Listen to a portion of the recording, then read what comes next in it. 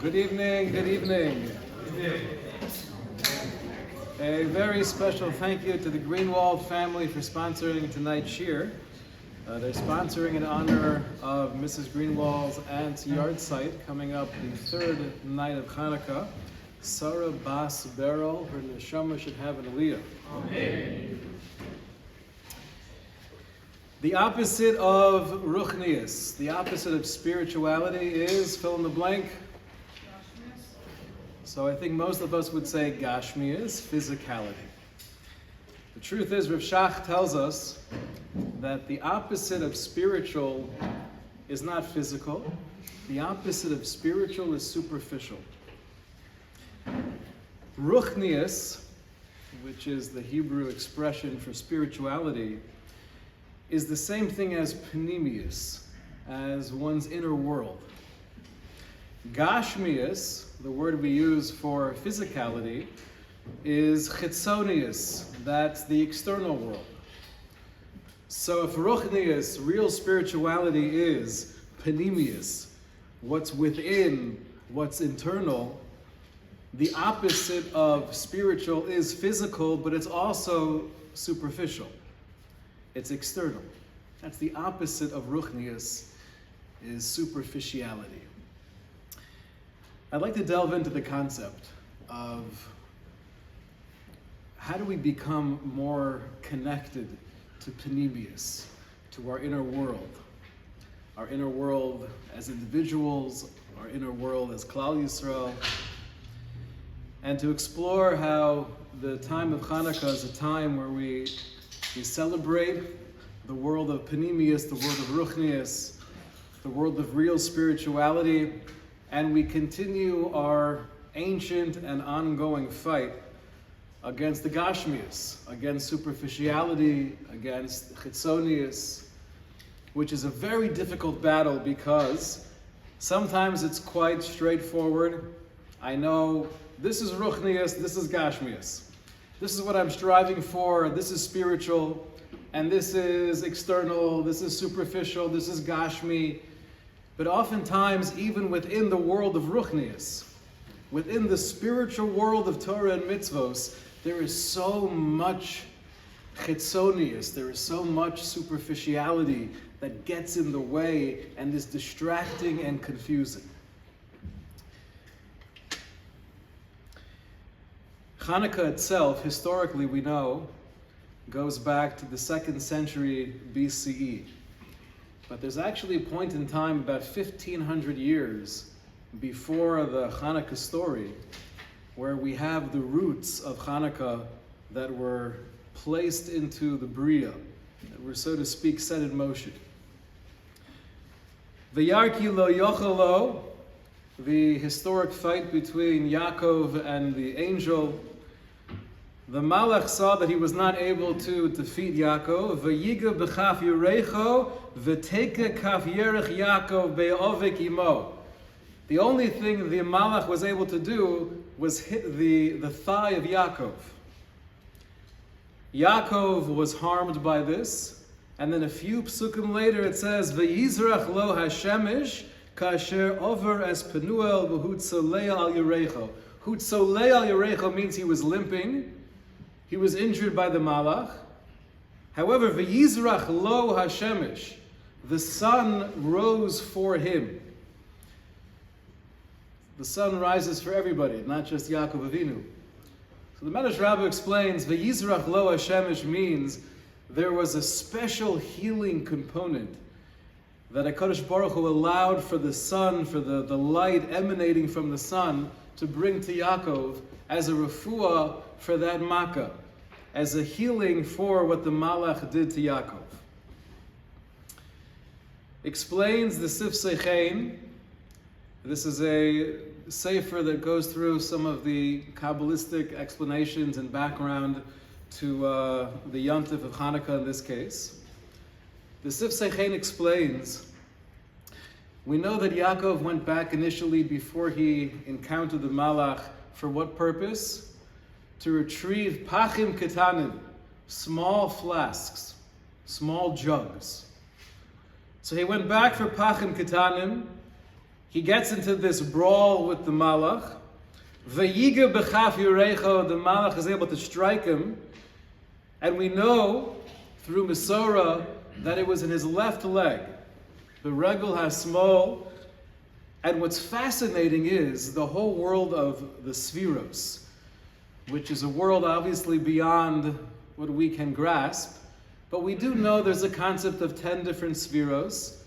And oftentimes they're illustrated as if they're in different parts of the human body. So the different midos of the Spheros correspond to different components of the Gufa Adam of the human body. This is based on the 6 out of the 10 Spheros, and these 6 midos have an acronym of Chagas Nahi. Chagas Nahi is an acronym for Chesed, Gevura, Tiferes, Netzach, Hod, and Yesod. We also know that the Gemara in Sanhedrin tells us the world as we know it is intended to last for 6,000 years. Corresponding to each one of those 1,000 years, we have one of the 6 different midos from the 10 Spheros. And in this order, Chesed, Gevura, Tiferes, Netzach, and Hod. Hod is symbolized in the human body as the left regel, the left leg, and that's where Yaakov was harmed. So explains the Sif Seichein what was taking place in this battle between Yaakov and the Sar Shel Esav. We know it wasn't just a personal milchama, but it has major ramifications for all of human history and the destiny of Klal Yisrael. When Yaakov was struck in the regel hasmoli, in his left leg, that was striking Klal Yisrael in the area of Hod. Now Hod literally means beauty. So we'll have to explore on a deeper level what beauty is. But there is a pegam, there is a breach in the Hod of Yaakov, there is a breach in Klal Yisrael. When would that come to fruition later on in history? So if each one of the millennia corresponds to a different midah, Hod is the 5th midah. So in the 5th millennium, that's when, explains the Sif Seichein, there was going to be this impact of the strike of the Malach that took place 1,500 years prior. Now we know, historically speaking, Chanukah was not in the 5th millennium, it was in the 4th millennium. The Hebrew date was 3,500 something. That's within the 4th millennium. The Svarim explain, though, that the Svira, and don't get lost here, we're not going to spend the whole time talking about Sviros. As a background, though, to appreciate the long-lasting, ancient, and mysterious origins of where the struggle of Chanukah comes from, it's an important idea. Netzach is the other leg. So Netzach and Hod correspond to each other, and they seem to be very connected. So the fact that Yaakov was harmed in the Hod, and Hod is connected with Netzach, the way that plays out later on in history would be between the 4th and the 5th millennium, which brings us to when Chanukah actually happened around the year 3500 on the Hebrew calendar. That's the 2nd century BCE in the secular calendar. When it says Yaakov was healed by the light of the sun, the Sif Seichein concludes that the same light, that or, which was not only a physical expression of the warmth of the sun, but it was also a spiritual power, that healing force of light will be the tikkun of Hod for Klal Yisrael as well. So meaning Yaakov personally, there was some deficiency in the beauty, in the Hod, in that sphera, and for Klal Yisrael as a nation in the future, in a time corresponding to Hod, we'll also have a deficiency in that realm of life.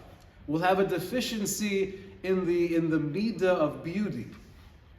The way that we're going to be misake, the way that we'll be able to rectify that pegam, that breach in Hod, is through the Neiros, the light of the menorah.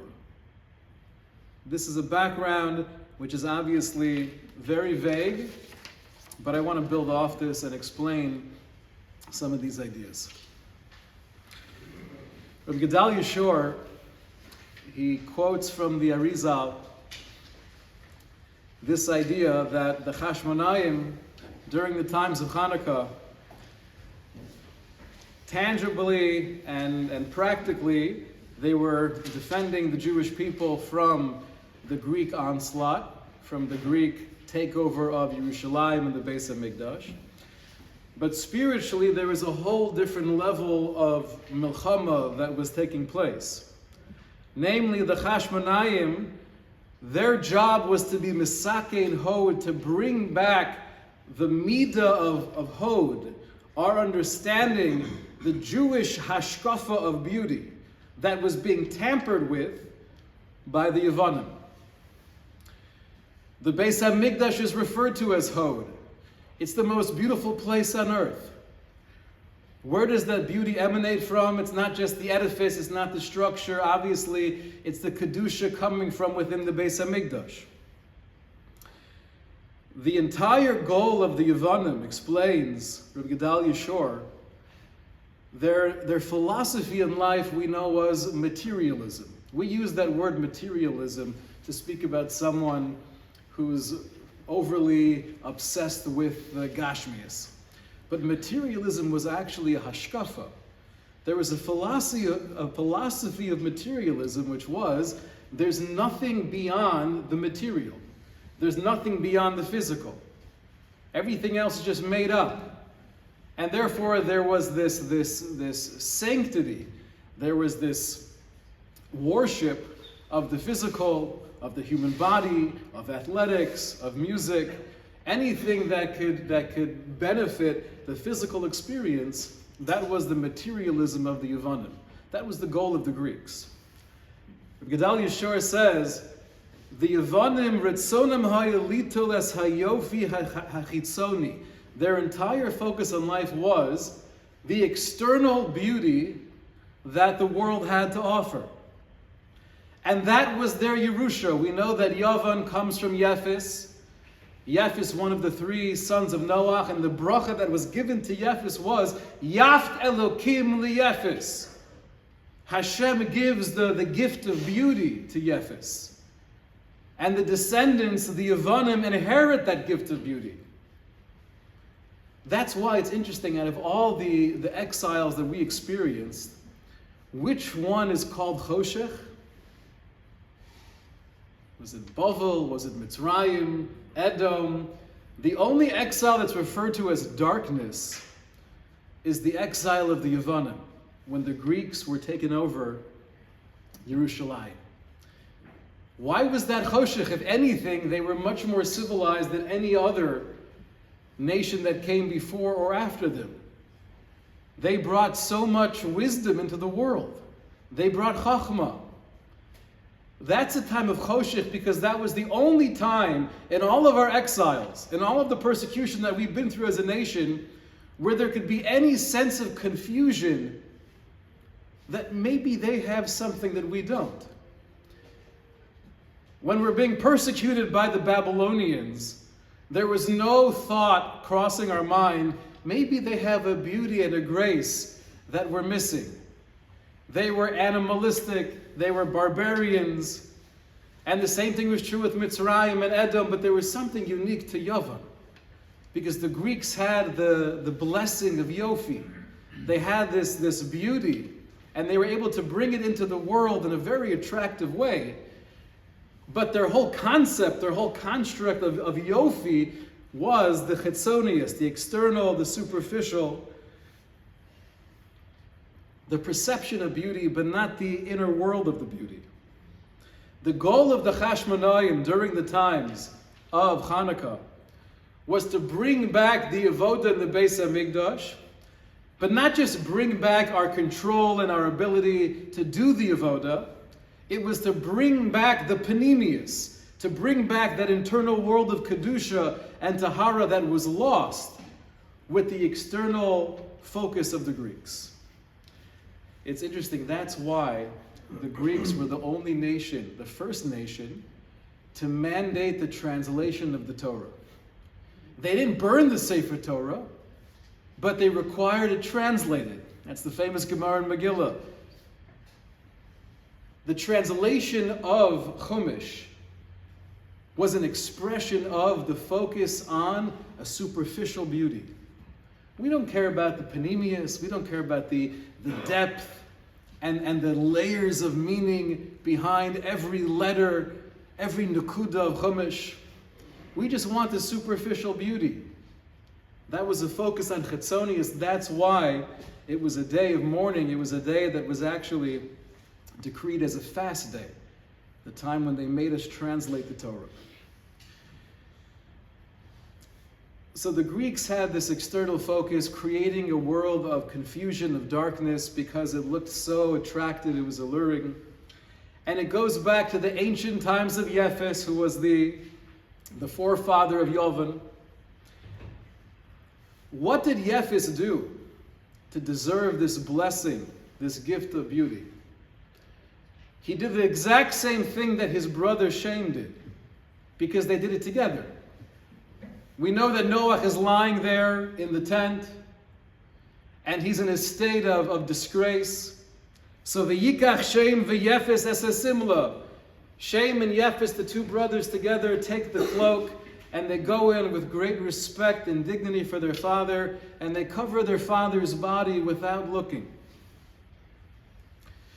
V'yikach, Rashi tells us, is the singular, not the plural, because it's focused more on Shem than Yefes. What did Shem do more? They did the exact same thing.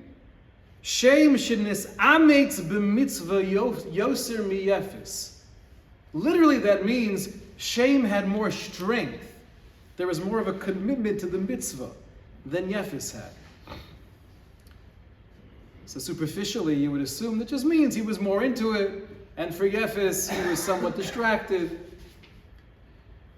But what were their rewards later on in life? So Rashi says, Shem, because of his mitzvah, of leading the way with his strength and commitment for the dignity of his father, his descendants, meaning the Jewish people, they were zocha to the talis, the mitzvah of talis, of tzitzis. What was Yefes zocha to? The descendants of Yefes, during the war of Gog and Magog, when they're killed, their corpses will not be laying there on the battlefield. They're going to have a kavura. They're going to have a burial. So Shem and his descendants are zocha to the mitzvah of talis, and Yefes, his descendants, are zocha to the kavod, the respect of giving them a proper kavura. Explains the Maral. We know everything is midah keneged midah. Every schar, every schos in the infinite orchestration of Hashem is based on what I'm putting forth is what I'm going to receive. Shem and Yefes, says the Maral, it looked like they were pretty much doing the same exact thing. Shem had one side of the beged, Yefes had the other side. They walked in together backwards, they put it down. Shalom al Yisrael, that was it. But Yefes was doing it with an entirely different mindset. He was concerned for the disrespect of his father's body. Father's laying here. This is not okay. It's a lack of kavod. And therefore, I want to cover his body because that's really all that I'm focusing on. That's all I believe in. That's all I care about, is the material. Shem wasn't concerned only for the guf of his father Noach. Shem had the clarity that there's a neshama tahora. There's a holy, pure soul that's residing within my father.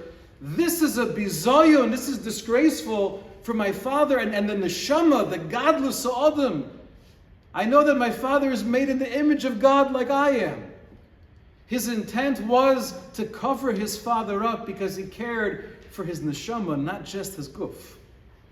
So Shem and his descendants were zocha to the mitzvah of talis. Talis is something we only wear when we're alive, when the neshama is in the body, and it's a way of reminding us that we're more than a body. The clothing doesn't serve only a practical purpose, but having the talis on is an ongoing reminder that I have obligations, I have a moral goal to achieve.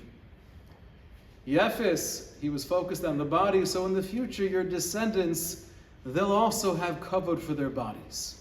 They'll be zocha to a kavura. What is the opposite of kedusha? Kedusha literally means holiness or sanctity. What is the opposite of kedusha?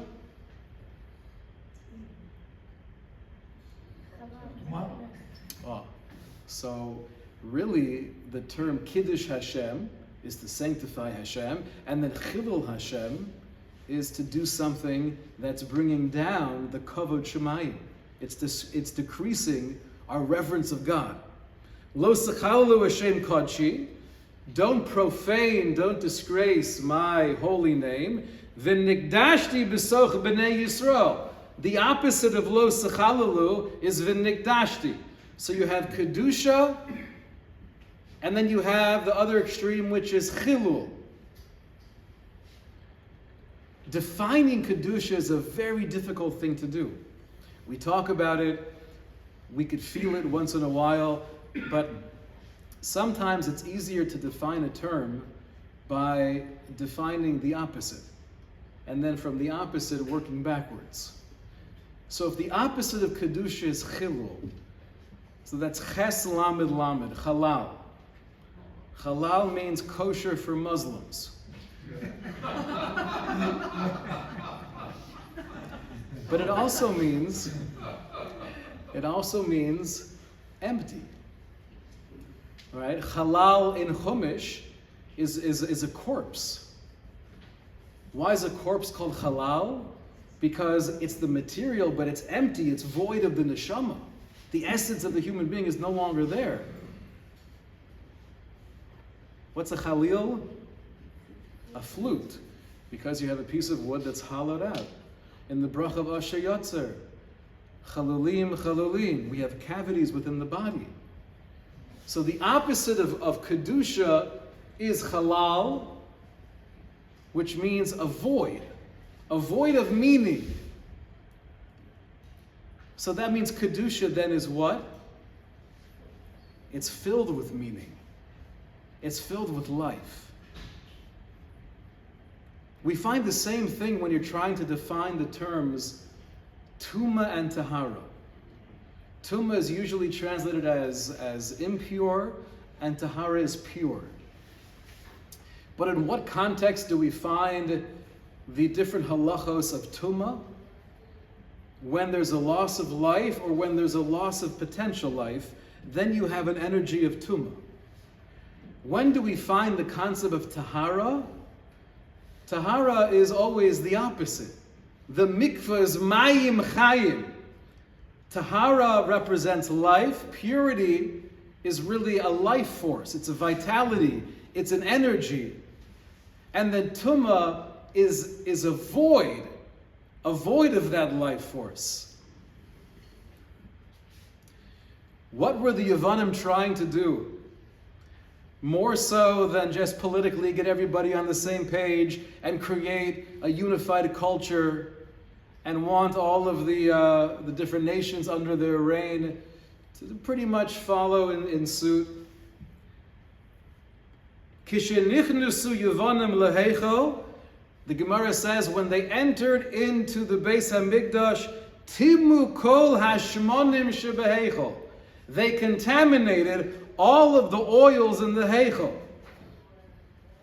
So beyond the literal understanding of taking these oils, these pachim ketanim, these small flasks, and making them tameh, but this was an overall mindset. Our she'ifa, our ambition, our sanctified goal in this world is timu kol hashmanim. We want to remove the meaning. We want to remove the life force from everything because we don't believe in that inner world. We don't believe in the panemius. Our entire experience is superficial as the chitzonius. What did we do, led by the Chashmonaim, when we were able to take back the Beis HaMikdash? Upinu es heichalecha v'tihoru es migdashecha v'hidliku neiros b'chatzros kadshecha. Our job was to be mataher, to bring back the life, to bring back the inner world, to infuse the beauty, the external beauty, with the breath of real spiritual yofi, not just the chitzonius yofi, the external beauty of Yova.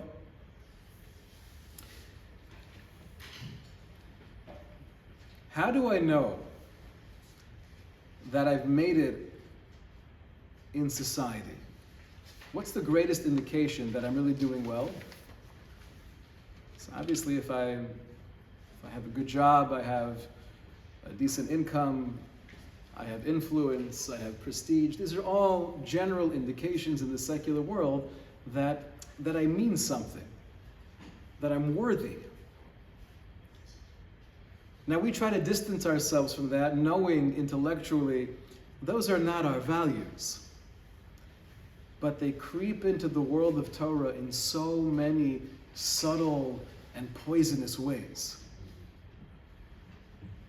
It's true we were able, through incredible miracles, to push away the Greeks and get back the Beis HaMikdash, and to see the Yad Hashem, and to bring back that internal world of Kedusha that was made Tameh by the Yevanim.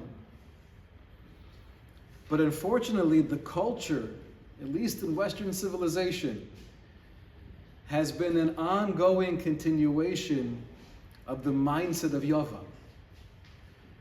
The chitzonias, the superficialities, and they're part and parcel of our frum world as well, no matter how hard we try to push it away. It penetrates.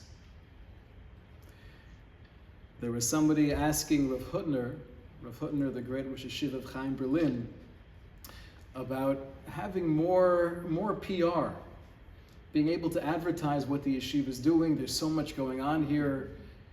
People who are not in the inner circle of the yeshiva don't really appreciate everything you're doing.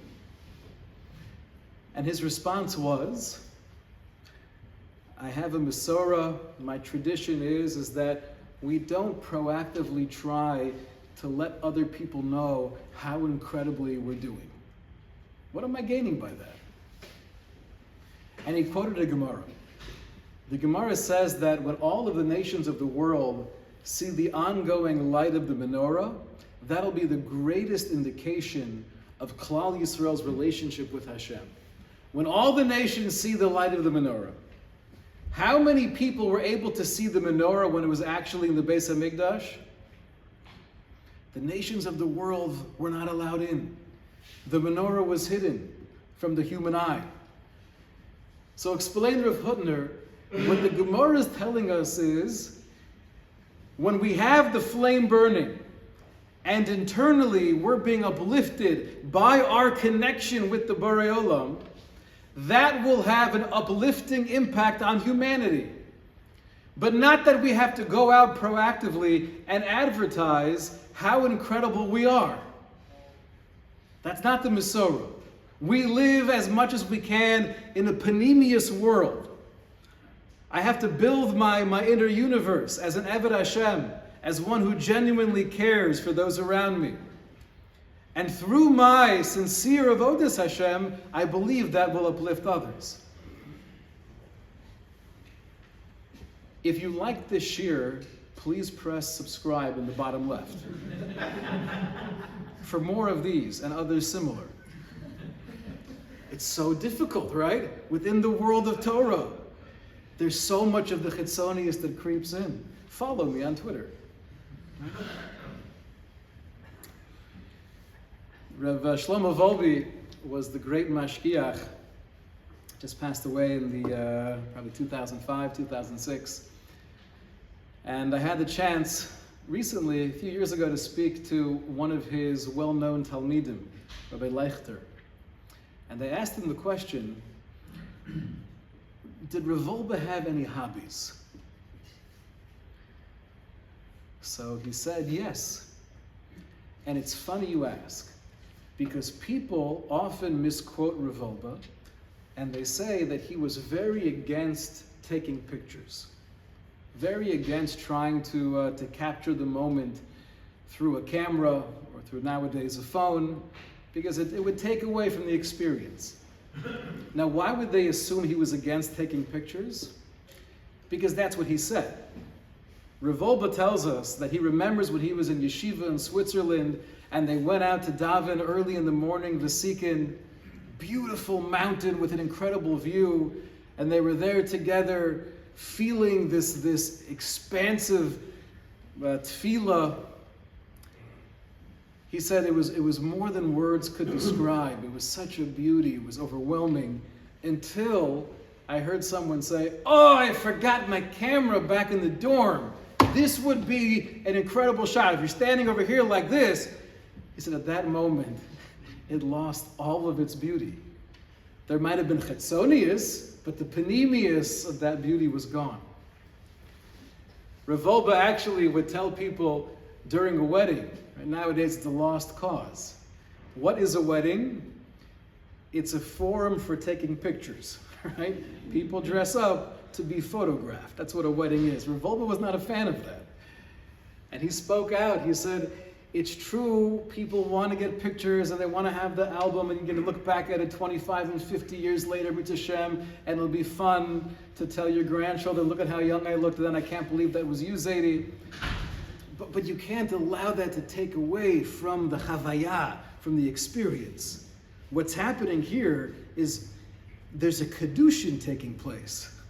Harei at mikudeshes li is this incredible magic that's happening, this fusion of two neshamos. Don't be distracted by the guy telling you, no, just step over there for a second. So it's clear that he was concerned about losing the vibrancy of the moment by being distracted. He said, sometimes instead of listening to a shiur, I just record it. And instead of being in the moment, I'll just capture it in a picture. And then I'll come home and I'll have so many shiurim, and I'll have so many beautiful pictures. And nowadays, right, on the phones, it's that much more so of a reality. I have thousands of pictures on my phone. And we always think, yeah, I'm going to print this one out and hang it up. You have nothing on your wall. You don't even look at the picture. And what ends up happening is that I end up carrying my experiences with me, feeling that I'll give it some level of posterity going in the future, and I'll hold on to it. But instead of being transformed by the experience and uplifted, I'm really diminishing my humanity by allowing myself to be distracted from the experience. So Reb Leichter told me, he said, some people misquote my Rebbe, and they say that he was anti-photography. I'll let you know a secret. That was his hobby. His hobby was to take pictures, and he would develop them himself. So even when we're quoting over the direction of Rav Wolbe, that also lends itself to superficiality. Rav Wolbe was against taking pictures. It's usur. It's not usur. He enjoyed doing it. Everything requires a little bit of thought, a little bit of discernment. I want to share with you an incredible piece where Rav Yerucham Levovitz, who is the great mashgiach of the Mir, he speaks about the lost art of machshava, of thinking, of being internally present and internally real with ourselves or with others. And he writes that not that long ago, someone who was deep in thought was viewed and admired by others. Wow, look at it. He must be a Baal Machshava. He's standing there like this. Right? They'll make a statue of you. But he says, Bisman Hazeh, if you see somebody thinking, what comes to mind is, he's a botlin. He's wasting his time. Right? He's got nothing else better to do. You're sitting in the waiting room. So it's an amazing bracha for the doctors and the nurses in the office that people don't mind as much as they used to, because they just take out their phone and they're sitting there. if you see the one person who's not on his phone and he's rather just doing this, you would probably not sit next to him, right? It's a red flag. What are you doing? You should be busy with something. It happens to be helpful in an elevator. When you walk into the elevator, only one person is there, so there's this automatic awkwardness. So right away, people have a lot of important things to do on their phone. I mean, the amazing thing is, if you actually say hello to somebody, usually they're not annoyed by that, but there's almost like a sense of relief, like, wow, we're connecting, thank you. Good morning to you. What ends up happening when we live in a world of chitzonius is that we're not only superficial with others, but we're superficial with ourselves. I don't really know who I am because I'm not thinking too deeply about what's happening within me. I'm so focused on how I think you're perceiving me. And therefore I end up in different conversations with different people, playing a different role depending on who I think you want me to be. And my perception of myself is dictated by my perception of what you think of me. I was zocha to work in Camp Chaverim for 2 years, a camp for special needs boys. And it was the first summer that I was there. I realized about halfway through that I felt personally so much more open and vulnerable in my communication with my family and friends. And it dawned on me, I'm like, it's the mountain air, right? And that's probably part of it. Hard to accomplish anything when it's humid and hot in Boca Raton in the summer. But I realized it's being around human beings who don't have that barrier, who don't have to wear the mask, and they're just totally themselves. And that allows you to be just more alive and more present. It allows you to stop thinking about, how am I going to say this, because you might interpret it this way. Obviously you have to be sensitive, but it creates this awareness. It breaks through a superficial understanding of yourself when you're able just to be yourself without thinking too much about it. What that leads to, inevitably, is that sometimes I'm not going to look the exact same way that you look. And I'm not going to do the exact same thing that you do. Now, if I'm not doing the same thing that you're doing because I don't want to be like everyone else, that means I've fallen into the trap of superficiality again. Because I want you to see that I'm not like you, right? We have the child within us and we have the teenager within us.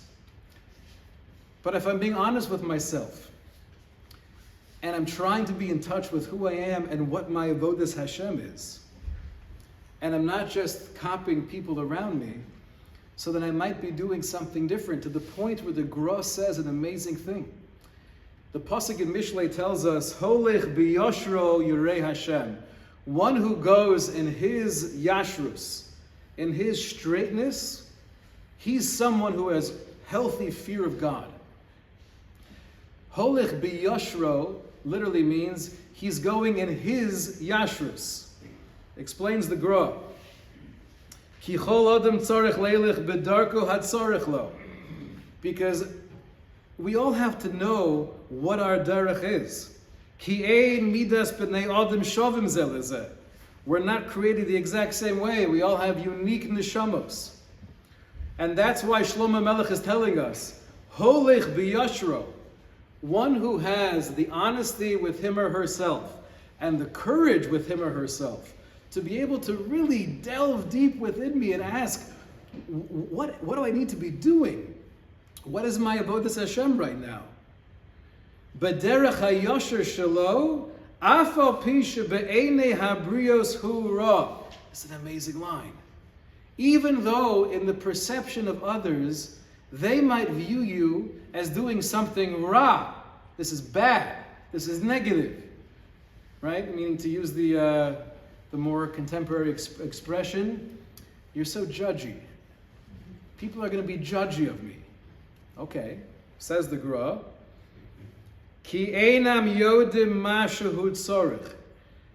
They're allowed to be judgmental. Maybe they're not allowed to be judgmental, but that's not my cheshbon. I don't care.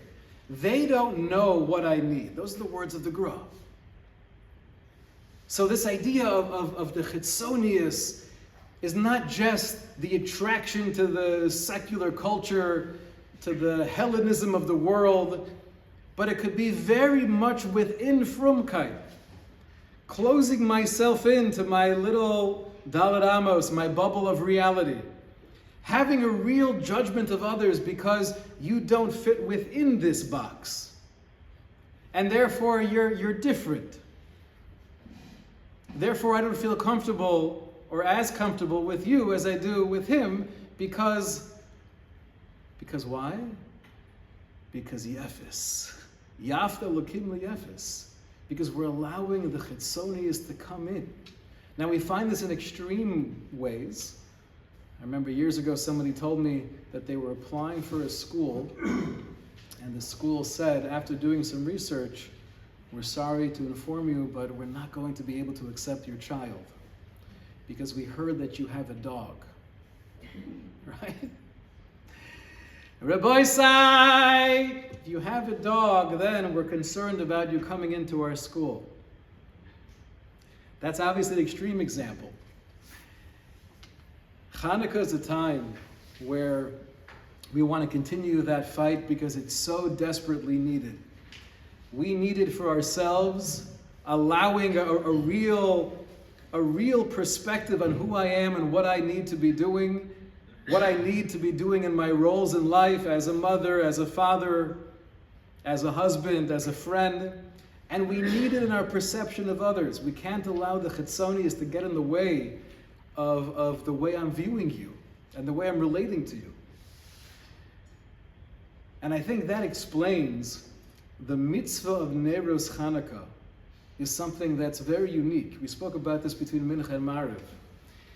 During Purim, if you're listening to the Megillah and you're not really thinking about what the words mean, but I'm hearing the words, I'm listening to what the Balkari is saying, am I yotze? Of course. Shemaya Ka'ona, it's like I'm saying it myself. When it comes to the mitzvah of Hadlakas Neros, lighting the candles, Rav Shlomo Zalman tells us in the Mincha Shlomo, he says, even if a person is very careful and medaktek in getting a beautiful menorah and lighting at the proper time, and all of the hidurim, all of the hod, all of the beauty with the mitzvah, the only thing is, as he's lighting, and during that process, Eino nosein alibo lohovin shadlokihi lohodos lahalel. I'm not thinking about the fact that my lighting of the menorah is to inspire me to feel a real, genuine hakoras hatov to HaKadosh Baruch Hu, to feel grateful for the miracles you've done for Klal Yisrael thousands of years ago, the miracles you do for us every single day that we read about, the miracles that I experience in my own life. If that's not going through my mind, right? So Shlomo Zalman Auerbach, chaser lo ha'ikr. The main part of the mitzvah is lacking. Because the main institution of this mitzvah was to do something, a physical action, bringing in this light, the light that goes back more than 3,500 years ago to Yaakov Avinu, that was a source of healing for him, a spiritual radiance. But not just to go through the motions. If I'm only lighting the menorah, that's Yafta Lokim Liyefis. That's the chitzonius, that's the external beauty. The ikr is that I'm thinking, Lahodos lahalal, La Hashem al hanisim hagadolim shasalanu. Maybe the reason why Chazal created the mitzvah of menorah, where you're doing something that's absolutely beautiful, but it requires your infusion of machshava. It requires your presence, your consciousness in the mitzvah, is because that's what the yontif is all about. Chanukah is a time where there's a tikkun of the hod. What this means in all the Kabbalistic levels we're not familiar with. But on a very basic level, it means the hod that was penetrated, that was breached, the beauty that was poisoned, initially by Sar Shel Esav and then by Yovan. Chanukah is the time where we bring this light back, the healing light, and we want to infuse into that hod, into that external beauty, a neshama. A neshama is through me as a human being present. So if there's one thing we could take away as a halacha l'maisa, as something practical, when we light the menorah and we have however much time it is to be there, we don't have to be like the great tzaddikim throughout the centuries, staring and gazing behistakulus at the neros and allowing it to mamish penetrate their soul. We might not have the patience for that. And especially if you have kids around, you never have that opportunity. But at least for a moment, as you're lighting the neros, as the flame is there, to take that opportunity and say, thank you, HaKadosh Baruch Hu, for all of the incredible nisim that you've done for us and that you continue to do for us. We look forward for further nisim. Amir Hashem. Shkoyach.